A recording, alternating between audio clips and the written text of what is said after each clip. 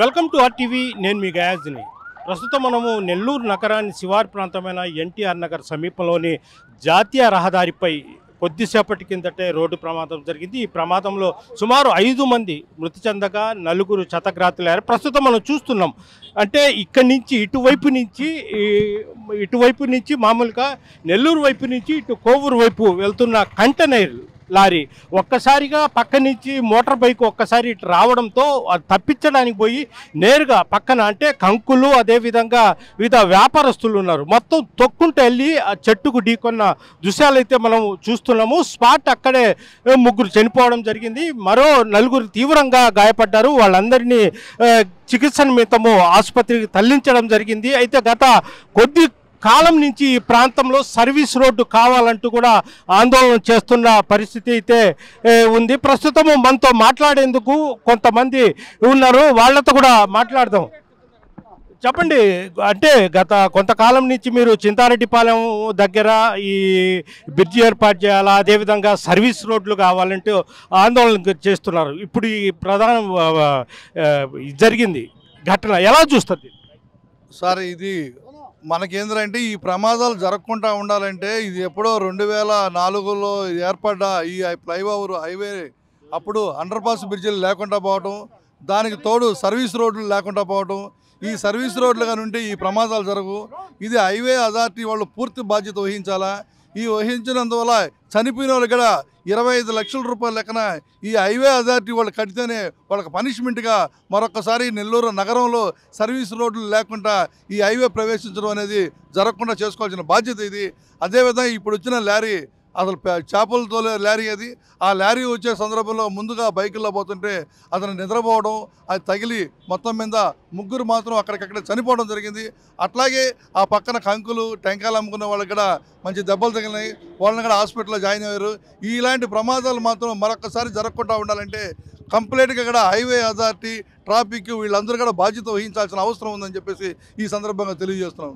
అంటే గత కొంతకాలం నుంచి మీ పోరాటాలు చేస్తున్నారు, ఏదైనా జరిగినప్పుడే అధికారులు హడావుడి చేస్తున్నారు, పాలకులు హడావుడి చేస్తారు, చనిపోయిన కుటుంబానికి పోయి ఏదో ఒకటి ఆర్థిక సహాయం అని వాళ్ళు కంటి తుడుపు చర్యగా చేపడుతున్నారు. కానీ పక్కాగా ఇక్కడ సర్వీస్ రోడ్లు కానీ ఏమీ లేవు. మీ డిమాండ్స్ ఏమిటి సార్? మాకున్న ఉద్దేశం ఏంటంటే ఆడ మన సింహపూరి జంక్షన్ కాడ నుంచి అలాగే పెన్నా బ్యారేజ్ దాకా, పెన్నా బ్రిడ్జి దాకా ఒకటే ఫ్లైఓవర్ని తీసుకెళ్ళి అన్ని చోట్ల అండర్ పాస్ రిలీజ్ చేస్తే, అలాగే సర్వీస్ రోడ్లు ఏర్పాటు చేస్తే ఈ ప్రమాదాలు నియంత్రించడానికి మాత్రం ఖచ్చితంగా ఉపయోగపడుతుంది. ఇది ప్రభుత్వం వహించాల్సిన అవసరం ఉంది. ఇదంతా కూడా వచ్చేసి ఆ ఒక పెన్నాకాడ నుంచి భుజభుజ నెల్లూరు దాకా ఇదంతా ఒక గవర్నమెంట్కి సంబంధించింది కాబట్టి గవర్నమెంట్ చొరవ తీసుకోవాల్సిన అవసరం ఉందని చెప్పేసి నేను తెలియజేస్తున్నాను మిత్రులు. లాయర్ గారు మీరు చెప్పండి, అంటే చెన్నై టు విజయవాడ పెద్ద హైవే ఇది, అంటే కనీసము ఈ ప్రాంతంలో ఇటు నుంచి అటు అల్లిపురం కానీ ఇటు మైపాడు ఇట్లా పోవాలన్నా ప్రజలు చాలా ఇబ్బందులు పడుతున్నారు. యాక్సిడెంట్ రోజు ఏదో ఒక చోట జరుగుతుంది, జరిగినప్పుడు మాత్రం హడావుడి తప్ప మిగిలిన కాలంలో అసలు పట్టించుకోరు. మీరు ఎలా చూస్తారు, ఏం చేస్తే బాగుంటుంది?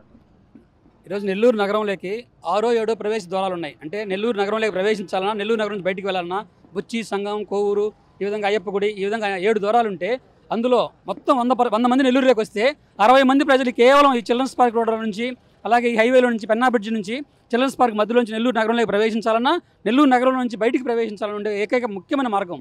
ఇంత క్రూషియల్ అయినటువంటి ఈ రోడ్లో ఫ్లైఓవర్స్, అండర్ పాస్లు లేకపోవడం వల్ల ప్రమాదాలు విపరీతం జరుగుతున్నాయి. ఆ ఫ్లైఓవర్స్, అండర్ పాస్లు కట్టాలని చెప్పేసి అనేక సంవత్సరాలుగా అనేక మంది ప్రజలు ఆందోళన చేస్తున్నారు. అలాగే కనీసం అవి కట్టినంత వరకు కూడా పోలీసుల పర్యవేక్షణ కూడా లేదు. చిల్డ్రన్స్ పార్క్ ఆ జంక్షన్లో పోలీసుల పర్యవేక్షణ ఉండే పోలీసులు కూడా సెల్ ఫోన్తో ఆడుకుంటున్నారు తప్పనిచ్చి ఎక్కడ నియంత్రించే పరిస్థితిలో లేదు, నియంత్రించే శక్తి వాళ్ళకు కూడా చాలడం లేదు. కాబట్టి ఇంత సివియర్ ఉండే విషయాన్ని ఖచ్చితంగా ఫ్లైఓవర్స్ నిర్మించాలి. పెన్నా బ్రిడ్జ్ నుంచి సింహపురి హాస్పిటల్ వరకు 6 క్రాసింగ్స్ ఉన్నాయి. ఈ 6 క్రాసింగ్స్లో నిత్యం యాక్సిడెంట్స్ జరుగుతూ ఉన్నాయి. పెద్ద యాక్సిడెంట్స్ జరిగితేనే మీడియా దృష్టి వస్తుంది, మీడియా అటెన్షన్ వస్తుంది. చిన్న యాక్సిడెంట్స్, కాళ్ళు ఇరిగిన వాళ్ళు, చేతులు ఇరిగిన వాళ్ళు, అనేక మంది జీవితాలు గాల్లో కలిసిపోతున్నాయి. నష్టపోయిన ఆ కుటుంబాలను ఎవరు కూడా వాళ్ళకి ఆ నష్టపరిహారం కట్టించలేము. 10 రూపాయలు డబ్బులు ఇస్తాను, 10,000, 1 లక్ష రూపాయలు డబ్బులు ఇస్తాను, వాళ్ళ జీవితాలు తిరిగి తెచ్చిలేము. ఆ కుటుంబాన్ని ఎవరు కూడా శాశ్వతంగా ఆదుకోలేము. ఇంత తీవ్రమైనటువంటి విషయం పట్ల ప్రభుత్వం తక్షణమే స్పందించి తప్పుడు ప్రకటనలు చేస్తారు. ఆందోళన జరుగుతుందని చెప్పేసి ఆందోళన మీద నీరు చల్లడం కోసం బ్రిడ్జి శాంక్షన్ అయిందని చెప్పేసి 115 కోట్లకు ఫ్లైఓవర్ అండర్ పాస్ అని ఒకరు, 120 కోట్లకు ఫ్లైఓవర్ అని ఒకరు కేవలము ఈ ఉద్యమాన్ని నీరుగార్చడం కోసం ప్రయత్నం జరుగుతూ ఉంది.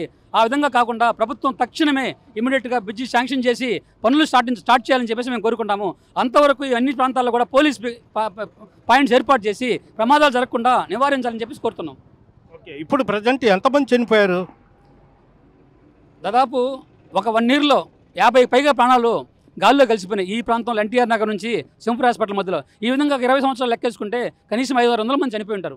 ఇంత తీవ్రమైనటువంటి ప్రాంతాన్ని ప్రభుత్వం నిర్లక్ష్యంగా వ్యవహరించడం అనేది, ఎవరో ఆర్థిక ప్రయోజనాల కోసం ఈ రోడ్డు 6 లేన్గా మార్చకుండా ఇక్కడ ఫ్లైఓవర్స్ కట్టకుండా వ్యవహరిస్తున్నారని చెప్పేసి మేము అభిప్రాయపడుతున్నాం.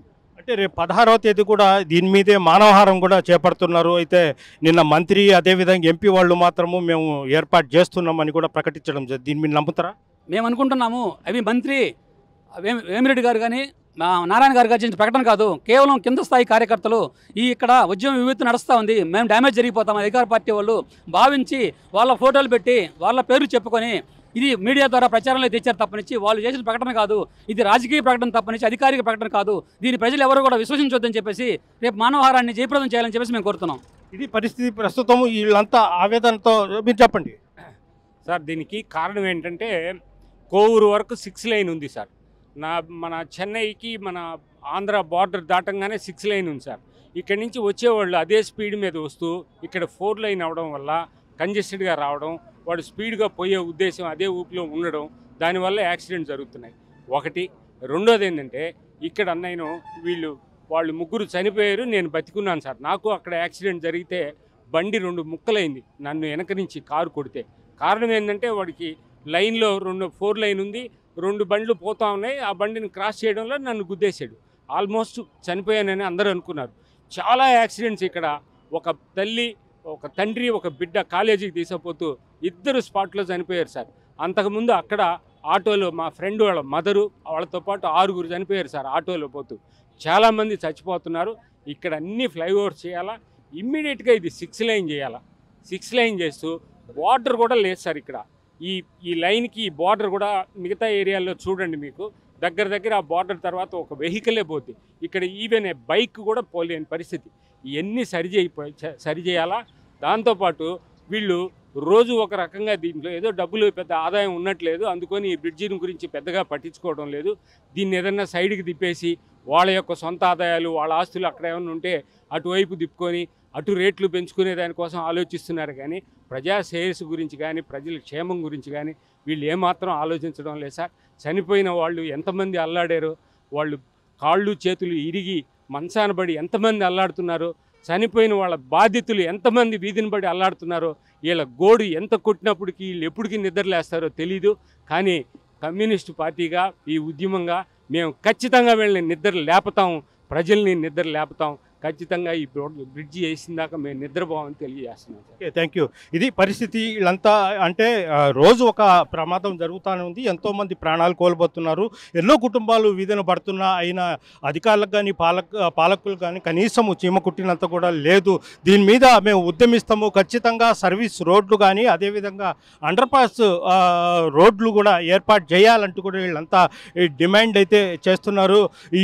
ఎప్పటికైనా అంటే ఈ నెల 16వ తేదీ ఎత్తున భారీ ఎత్తున మానవహారం కూడా ఏర్పాటు చేస్తామని కూడా వాళ్ళంతా చెప్పడం జరుగుతుంది. ప్రస్తుతం మనం చూస్తున్నాం విజువల్స్ రూపంలో కంటైనర్ ఏ విధంగా దూసుకొచ్చింది కూడా మనం చూస్తున్నాము. మొత్తం అంటే ఈ చెట్టు ఢీకొనకుంటే మాత్రము ఇంకా ప్రాణాలు గాలిలో కలిసిపోయేది.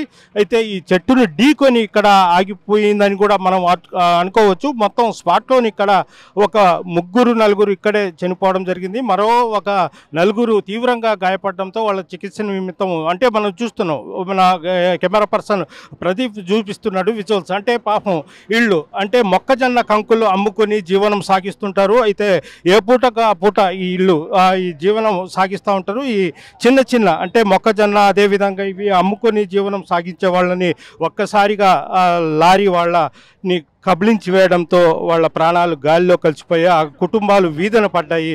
ప్రస్తుతము ఇలాంటి ఘటనలు నిత్యం జరుగుతున్నప్పటికీ పాలకులు అధికారులు మాత్రం నిమ్మకు నీరెత్తినట్లు వ్యవహరిస్తున్నారన్న విమర్శలు కూడా లేకపోలేదు. ఇప్పటికైనా అధికారులు స్పందించి ఈ ప్రాంతంలో అండర్పాస్ బ్రిడ్జీలు అదేవిధంగా సర్వీస్ రోడ్లు ఏర్పాటు చేయాలంటూ కూడా డిమాండ్ చేస్తున్నారు. ఈరోజు 11th నవంబర్ మధ్యాహ్నం ఈ SVGS కాలేజ్ జంక్షన్ దగ్గర నెల్లూరు బాలాజీ నగర్ పోలీస్ స్టేషన్ లిమిట్స్లో ఇక్కడ ఒక కంటైనర్ వెహికల్ ఓవర్ స్పీడింగ్ తో వచ్చింది అండ్ ఒక ముందుగా వస్తున్న ఒక వ్యక్తిని తప్పించడానికని సైడ్గా వెళ్ళి అది ఒక మొక్కజొన్న బుట్ట అమ్ముకునే వాళ్ళని అండ్ అక్కడ పార్క్ ఉన్న కొన్ని వెహికల్స్ అండ్ అక్కడ ఉన్న ట్రీని హిట్ చేయడం జరిగింది.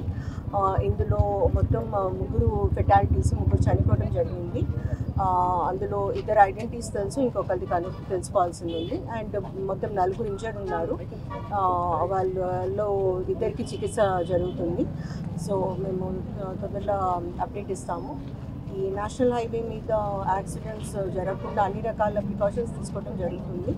మనం ఆల్ డిస్ట్రిక్ట్ అడ్మినిస్ట్రేషన్తో కలిసి ఒక ప్రణాళికబద్ధంగా ముందుకు వెళ్తాము యాక్సిడెంట్స్ అరికట్టడానికి. ఒకరిది ఇంకా తెలియదండి, 2 మాత్రం అల్లీపురం వాళ్ళండి. పేర్లు నేను ఇస్తాను, ప్రెస్ నోట్లో ఇస్తాను. సూలూరుపేట నుండి ఒంగోలు వైపు వెళ్తున్నట్టుగా తెలుస్తుంది. ఇంకా మేము డీటెయిల్స్ కనుక్కుంటున్నాం. చరిత్ర సృష్టించినోడు ఇప్పుడు ఆ చరిత్రని తిరగరాయబోతున్నాడు.